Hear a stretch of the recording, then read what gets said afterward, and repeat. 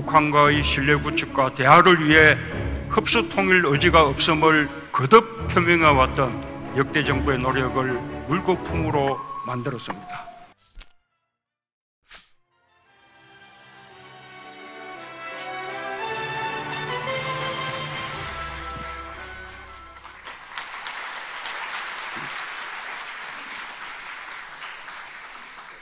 여러분 반갑습니다.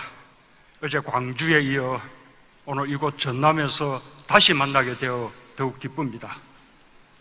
올해는 특별히 한반도 평화 공동사업 추진위를 구성하고 노무현재단 한반도 평화포럼, 포럼 사의제가 전라남도, 광주광역시, 경기도와 함께 9.19 평양 공동선언 6주년 기념 행사를 함께 준비해 주셨습니다. 노고에 감사드립니다. 특히 민주주의와 평화의 성지 광주와 전남에서 한반도 평화를 향한 마음을 하나로 모아주신 김영록 지사님, 강기정 시장님, 그리고 전남도민과 광주시민 여러분께 각별한 감사의 말씀을 드립니다. 지난해에 이어 올해에도 기념 행사를 후원해 주신 에버트 재단에도 다시 한번 감사드립니다. 올해 기념 행사에는 국내외 종교, 시민사회 단체들로 구성된 한반도 평화행동도 함께하고 있습니다. 평화를 향한 국민들의 열망을 확산하는 데 큰 힘이 될 것입니다. 오늘 환영사를 해주신 김희중 대주교님과 영상 축사를 보내주신 브래드 셔먼 미 하원 의원께도 깊은 존경과 감사 인사를 드립니다.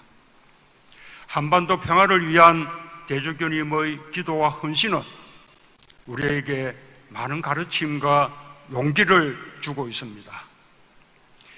브래드 셔먼 의원은 미 하원의 한반도 평화법안 제출에 앞장섰고 지금까지 하원 의원 46명의 법안 지지 서명을 이끌어내 우리에게 큰 각성을 주고 있습니다. 6년 전 나는 김정은 국방위원장과 함께 역사적인 평양 공동선언을 했습니다. 더 이상 한반도에 전쟁의 위험은 없을 것이라는 선언이었습니다. 그리고 첫 단계 실천 방안으로 9.19 군사합의를 체결했습니다. 서해 5도와 군사 분계선 일대에서 적대 행위를 종식하고 우발적 충돌의 위험을 원천적으로 없애기 위한 매우 구체적이며 실효적인 방안을 담은 합의였습니다. 9.19 군사합의는 하노이 노딜로 한반도 평화 프로세스가 중단되고 남북 관계가 단절되는 과정 속에서도 한반도의 군사적 상황을 안정적으로 관리하는 평화의 안전핀 역할을 충실히 했습니다. 그러나 현 정부 들어 9.19 군사합의는 파기되었고 한반도는 언제 군사적 충돌이 일어날지 모르는 위태로운 상황이 되었습니다. 북한의 미사일 도발은 갈수록 심해지고 남북 간의 말폭탄은 더욱 거칠어지고 있습니다. 남북 간은 이제 오물풍선과 대북 확성기 방송 같은 비군사적 형태의 충돌을 시작했습니다. 당장 중단하지 않으면 어느 순간 군사적 충돌로 번질 수도 있는 위험천만한 일입니다. 북한은 이제 남북한 관계를 적대적 두 국가로 규정했습니다. 매우 우려스럽습니다. 평화와 통일이라는 결의의 염원에 역행하는 반민족적 처사라 하지 않을 수 없습니다.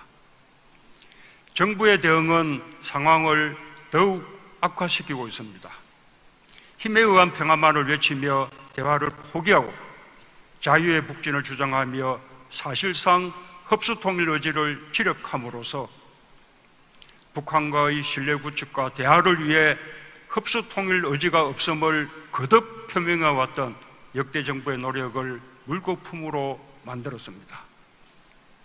더욱 우려되는 것은 한반도를 둘러싼 냉전구도가 새롭게 강화되고 있다는 점입니다. 신냉전구도는 한반도 평화와 우리 국익에 치명적인 악영향을 줄 것이 명백합니다. 진영을 나눠 대립하는 냉전 구도는 남북 간의 화해와 협력의 길을 막고 한반도 비핵화를 더욱 어렵게 만들 것이며 대한민국의 경제 발전과 번영에도 큰 걸림돌로 작용할 것입니다. 그러나 우리의 바람과 달리 한미일과 북중러의 대결 구도가 한층 강화되고 대한민국이 첨예한 대결 구도의 최전선에 서면서 한반도는 언제 터질지 모르는 신냉전의 화약고가 되고 있습니다. 대한민국이 신냉전 구도 강화에 앞장서거나 편성해서는 안 됩니다. 우리의 안보를 국제 정세에 따라 요동치게 만드는 어리석은 일입니다. 한반도가 군사적 대결의 최전방이 될 위험이 커진다는 사실을 직시해야 합니다. 한반도는 이미 냉전 구도 속에서 세계에서 가장 참혹한 전쟁을 겪은 바 있습니다. 우리에게 평화보다 절실한 과제는 없습니다. 한반도에서는 세계 어느 지역보다 평화의 가치를 최우선에 두어야 합니다.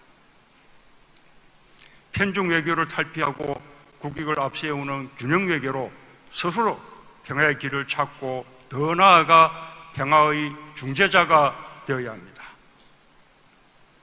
남북관계가 최악의 상태로 파탄난 현실을 보며 남북관계의 미래를 비관하는 사람들이 많습니다. 그러나 위기 속에서도 희망은 있는 법입니다.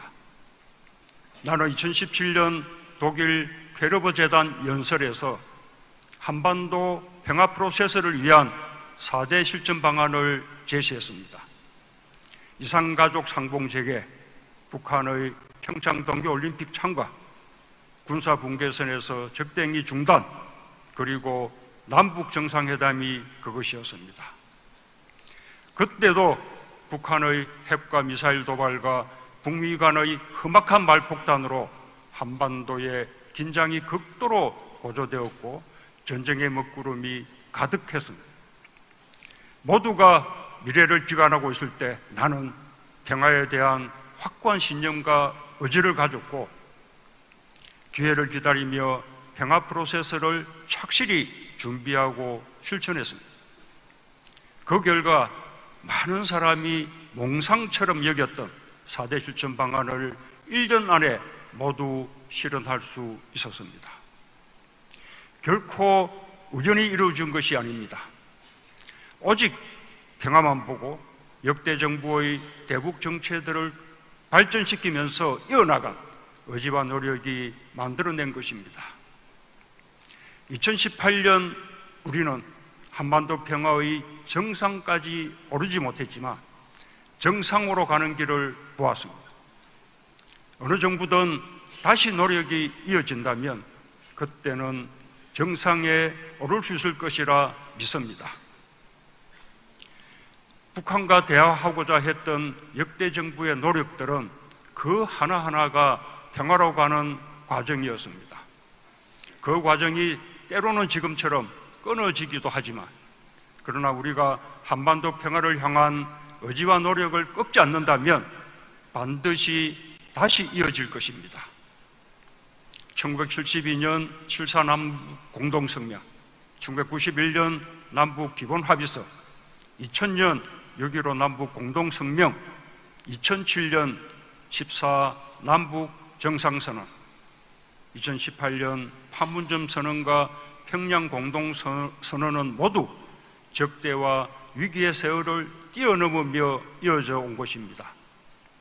우리가 내딛었던 2018년의 평화를 향한 큰 걸음은 평화를 지향하는 정부가 새로운 한반도 평화 프로세스를 재개할 때 그 출발점이 될 것입니다. 한반도 운명의 주인은 우리입니다. 한반도 운명을 남에게 맡겨서는 안 됩니다. 우리가 주도적으로 해결해 나가야 합니다. 우리의 미래를 결정하는 일에 우리가 뒷전으로 밀려서는 안 됩니다. 구한말과 냉전 시기 한반도를 강대국들의 각축장으로 전락시켰던 뼈아픈 과거를 되돌아보며 주변 강대국의 이해관계에 따라 한반도 상황이 요동치게 내버려둬서는 안 됩니다. 문재인 정부는 한반도 평화를 위해 주도적 역할을 하고자 했습니다. 미국과 북한을 중재해서 사상 최초의 북미 정상회담을 성사시켰습니다. 평양 공동선언의 영변 핵시설의 조건부 폐쇄를 명시하여 그동안 북미 간에만 이루어졌던 비핵화 의제를 남북 간의 합의로 이끌어냈습니다. 남북 관계와 북미 관계는 선순환해 나가야 하는 것이지만 그 선순환을 주도하는 것은 우리여야 합니다. 북미 관계가 교착 상태에 빠진다면 남북 관계 발전에 속도를 내어서 북미 관계 발전을 이끄는 것도 필요한 일입니다. 남북 대화가 선행되고 그것을 통해 북미 대화까지 이끌어내야 합니다. 비핵화도 북미 간의 문제로만 미루지 말고 우리가 더 적극적으로 관여해야 합니다. 미국의 대선 이후 새 정부가 출범하면 북미 대화 재개가 추진될 가능성이 있습니다. 미국의 입장에서도 갈수록 커져가는 북한의 핵과 미사일 위협을 해결하지 않으면 안 되기 때문입니다. 그럴 때 우리가 과거처럼 이른바 패싱을 당하고 소외되어서는 안 됩니다. 지금 우려되는 것은 그럴 가능성이 없지 않다는 것입니다. 지금처럼 대화를 외면하고 대결 노선만 고집하다가는 언젠가 북미 대화가 재개될 때 지붕만 쳐다보는 우를 범하게 될 것입니다. 판문점 선언과 평양 공동선언이 우리에게 남기는 교훈은 우리가 한반도 평화를 위해 주도적 역할을 할 수 있다는 사실입니다. 그 소중한 교훈을 잊어서는 안 될 것입니다. 한반도 평화를 위해서는 대화밖에 다른 길이 없습니다. 전쟁 중에도 대화를 하는 것처럼 대화는 할 수 있어서가 아니라 해야 하니까 하는 것입니다. 지금 한반도 상황은 한국 전쟁 이후 가장 위험한 상황입니다. 상대가 좋든 싫든 안보 위기를 해소하기 위한 대화 노력이 절실합니다. 대화는 평화 공존을 전제로 합니다. 대화에는 무엇보다 진정성이 중요합니다. 대화를 하자면서 북한의 체제 붕괴와 흡수 통일을 말한다면 대화가 될 리가 없습니다. 대화의 상대를 더 강경하게 만들고 관계를 경색시킬 뿐입니다. 상황이 더 나빠지기 전에 진정성을 가지고 대화에 나설 것을 현 정부에 촉구합니다. 북한에 대해서도 강력하게 촉구합니다.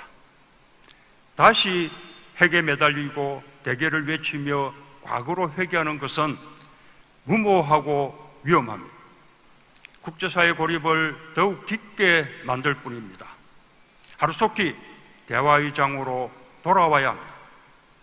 평화가 모든 것을 보장해 주지 않지만 평화 없이는 대한민국의 번영도 지속 가능하지 않습니다.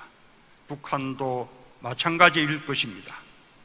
대화만이 평화를 만들 수 있습니다.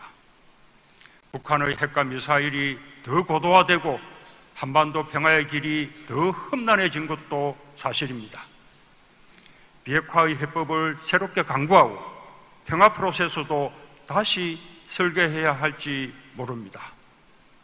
그러나 대화의 길을 포기해서는 안 됩니다. 상황을 더 악화시키지 않으면서 위기를 끝낼 대화에 지체 없이 나서는 것, 이것이 지금 남과 북 모두가 해야 할 선택입니다. 감사합니다.